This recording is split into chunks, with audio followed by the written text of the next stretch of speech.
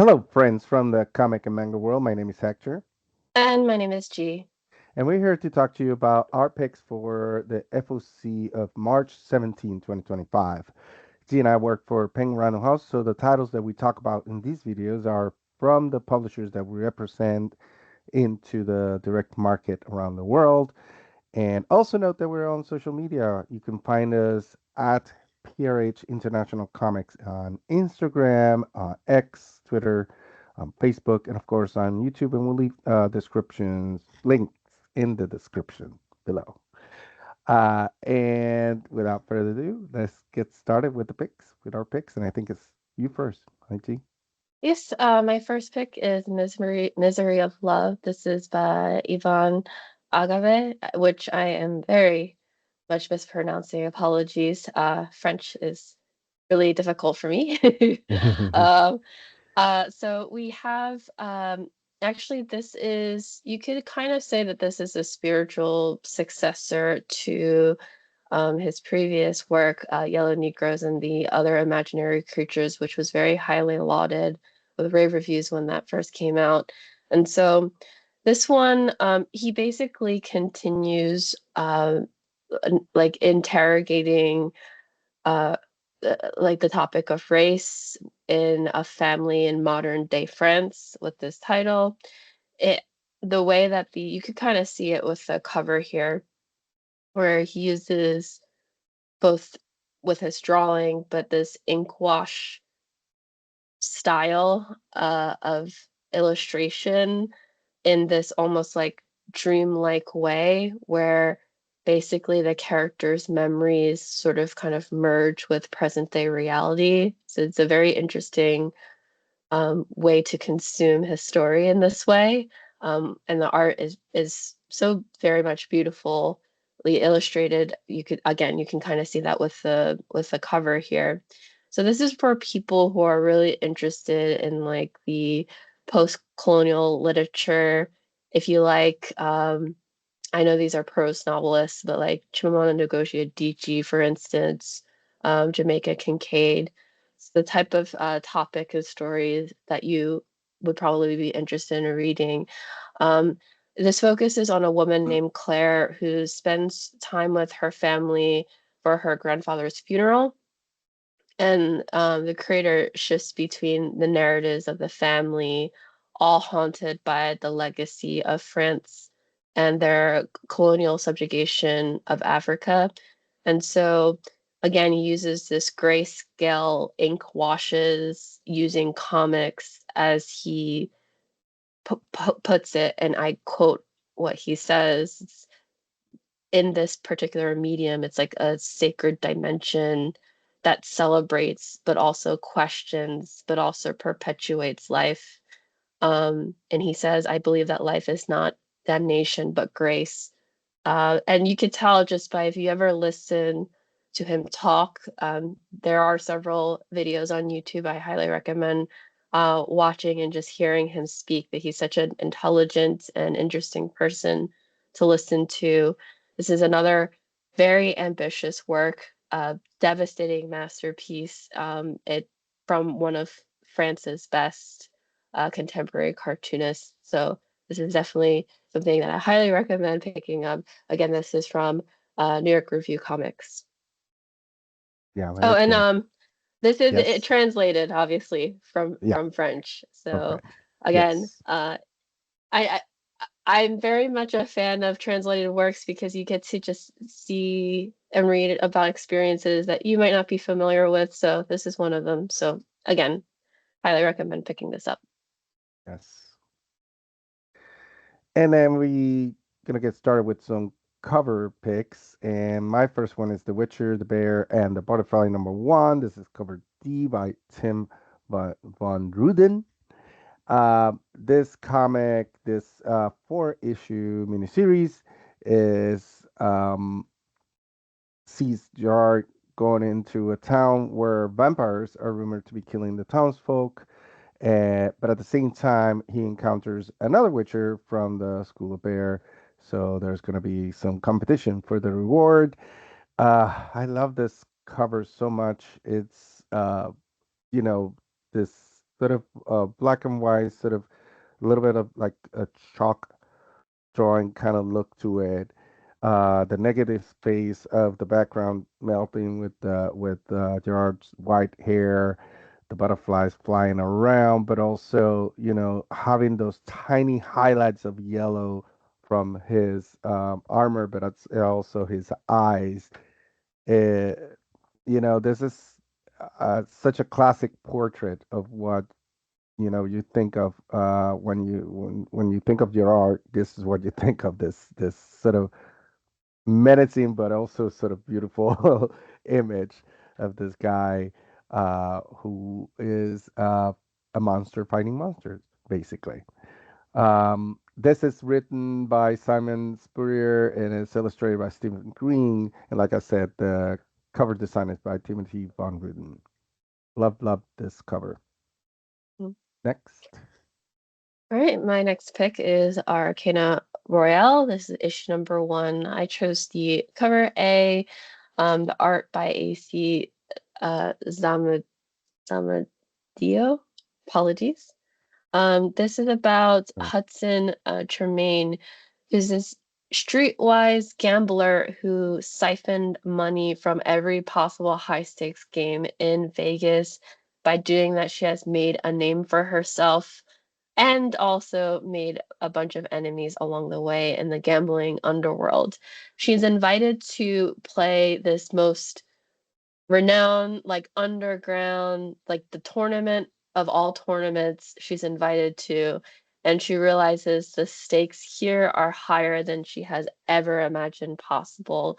So just imagine this clandestine tournament where magicians, demons, demigods play poker and gamble Mhm. using this like mysterious set of tarot-like cards, and these games basically shape the fate of the world, many worlds, and it's either for good or for bad. And the game has always been played like this in secret, hidden away from mortal eyes. Very interesting concept. And this is a 4-issue miniseries. So yes, I was just very intrigued by the premise. So yes, this is definitely on my radar and Mhm. on my list of titles to pick up this FOC. And of Yes. course, it's Colin Bunn. It's I Columbine. I was gonna say it's Columbine. You always Yes, pick Columbine, anyways. yes. So Hmm. yes. Star Wars Legacy of Vader #3. This is a Stephanie Hans variant. This is part of the Star Wars The Legacy of Vader in general. Oh well, yeah. I don't know why I repeated that here in the subtitle. Sorry. And this is written by the amazing Charles Soule, who has written so much of the Star Wars comics and books in recent years, and illustrated by Luke Ross.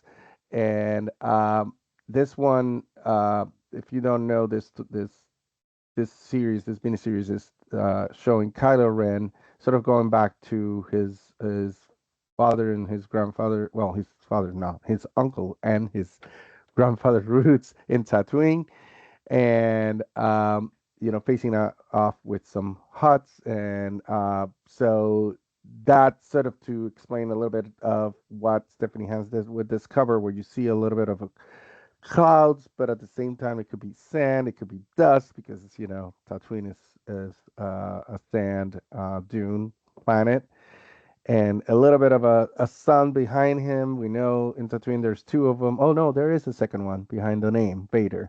So the two suns that are there, you kind of see the power of Kylo Ren. It's kind of emerging from this, like I said, dust cloud or sand cloud, with his cross lightsaber. It looks so good. I love everything that Stephanie Hand does, and and when she does Star Wars, it's extremely cool. And I love how she gives the sand sort of a watercolor look, feel to it. Sort of like I said, like almost cloudy vapor, but as a fan, it is supposed to be sand and dust. So there you go.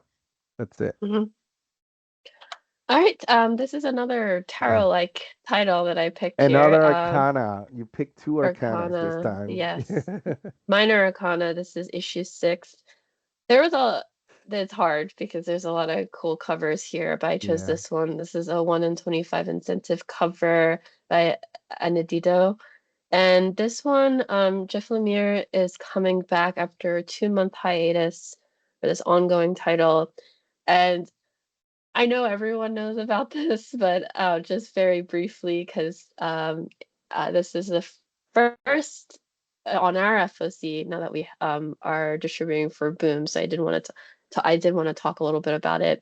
It tells the story of Teresa, who's this estranged daughter of this phony psychic and tarot reader, and she returns to her hometown to take care of her ailing mother.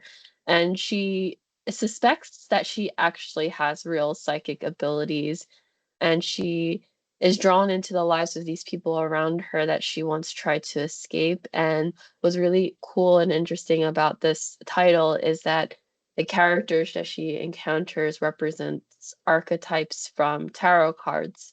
And so Lemire's tarot card variants, I'm not showing one of them here. There's other covers. One of them is the tarot card variant that is extremely popular, that fans who have been picking up this title, a lot of them like to collect. Uh, I just want to point out that I regret not picking up the issue number 1 San I. Diego Comic-Con exclusive, because the Oh, exclusive I was thought you right in wanted front that of. one. Oh, No, yeah. I literally the exclusive was, I remember it was within Within hand reach. distance, within reach. I didn't know how, yeah, that's the word for it. It was within Mm, reach. And I didn't pick it up. What was I doing? that's Uh, that's that's the cross we bear as collectors, the regrets of the not picking up stuff. regrets. Never again will I regret that. Yeah, you I say that, also but I like this cover though. Just something about the cute little crustacean climbing up this skull. I I don't know, I I gotta something about it speaks say, to I me. don't know about you, but to me, I Mhm. wonder if it's supposed to be an homage to the Little Mermaid. Oh yeah, I could see that. Think about it. That's why I need to put that crab on there too, Crab. sort of Hmm. like a nod to it, because it is sort of like the Little Mermaid on the rock looking outside at the world, part of your world, and the splash. It's only missing the splash of water behind the character, but Yeah. it's just a minor kind of version of it. That's what I Uh-huh. thought. As soon as I saw it, that's the vibe I got. Little Yeah, Mermaid I poster. it reminded me of something, and I knew I had to pick it. And I'm like, why does it compel me so much? Yeah, yeah. I Yes, think after this we need to find a picture, the poster of the Little Mermaid and put it next to each other. just to see. Yeah. Yes, to see. Yeah. Cool. All right. And then next is my next pick. This is Last Boy number 2, cover A, main cover, and also there's cover F, unlockable variant, which is the virgin version of the cover A. This is such a beautiful piece of art. This book is written by Dan Panosian and illustrated by Alessio Avallone. And the cover art is by the Dan Panosian himself. It is beautiful art. First of all, if you don't know about this book, which issue 1 goes on sale next week, uh, it's a new version of sort of a sequel to Peter Pan, where Peter Pan hasn't grown up, but everybody else around him has, and including Neverland has, sort of evolved, and the characters have grown. Wendy is dealing with being older and being a mother herself. Uh, Hook is a much older man. So there's a lot that I can't wait to read each one. I haven't read it, but so far from what I hear from people is that it is an amazing adaptation, and it's obviously a gritty version of what would happen after, years after the first Peter Pan story. Um, and this cover, of course, this character, which I'm not sure who he is, but has a scythe kind of approaching Peter, little old Peter in his tiny green suit in a forest of giant mushrooms and lots of color and but very creepy at the same time. I love, love, love this cover. I love Dan Panushin art in general. I don't think I've read his books he's writing before, so I'm excited to read this for sure. So there you go. That's the Mhm. Last Boys. And we always, uh, finish these videos with a little bit of news and exciting news, especially for me because I love the series. The Darwin incident, which we already knew that we're working on a anime adaptation. Well, it's officially announced. There's a teaser trailer. Here you see the cover of issue one on the left, and on the right you see the poster that they came up with for the anime, which is so so cool. And I think we're gonna be able to see a little bit of the teaser. And really quick, this story is about this human Z.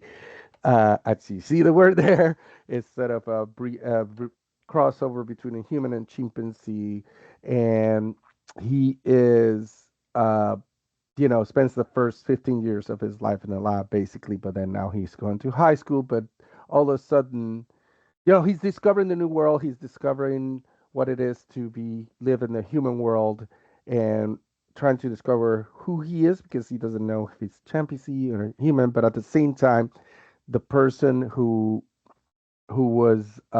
released his mother from the lab when he was little, um, he comes back, but this person, which is the guy in the poster, is now a terrorist, and his mission is to kidnap. I forget the name of the human sea. Sorry, I thought I had it in front of me. But Charlie. Why did I forget Charlie?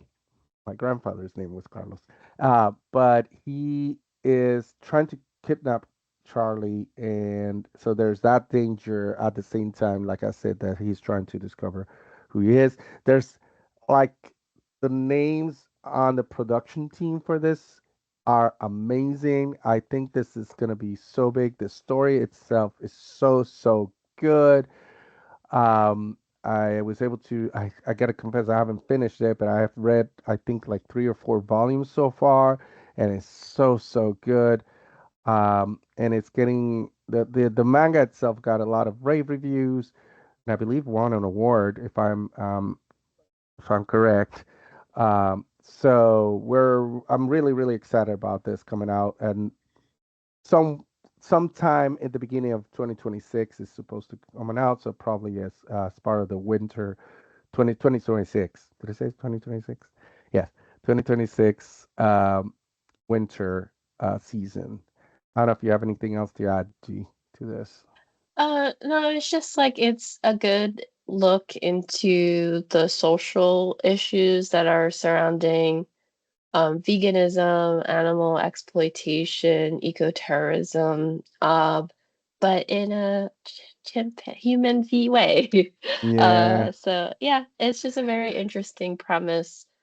yeah, And to have an anime come out is also really cool to see. yeah, and of course we're using the anime as an excuse to announce this, but for me it's also an excuse to talk about this because it's I like I said I love this manga. Also, I gotta mention the relationship with Charlie and Lucy, who's the friend the loner girl he meets while going to school. Um, it's everything about that I love the most the thing that I love the most because they use that the creator uses that relationship to kind of have a lot of conversations about what humanity is and what relationship between people are supposed to be and what the world we live in it's all about and the good and the bad. So I again highly highly recommend you pick this up definitely just in time before next year when we get the anime. Mhm. Yes. And that's it. Thank you so much for watching this video. We hope you enjoyed it. We love doing these for you. So make sure to like and follow us, and also leave some comments, ask questions, suggestions, anything you want in the comments below. Like I mentioned before, we're on social media. You can find us on Instagram, Facebook, X, Twitter, and also YouTube on the at PRH International Comics. And we hope you come back. Thank you so much. Take care. Bye, everyone.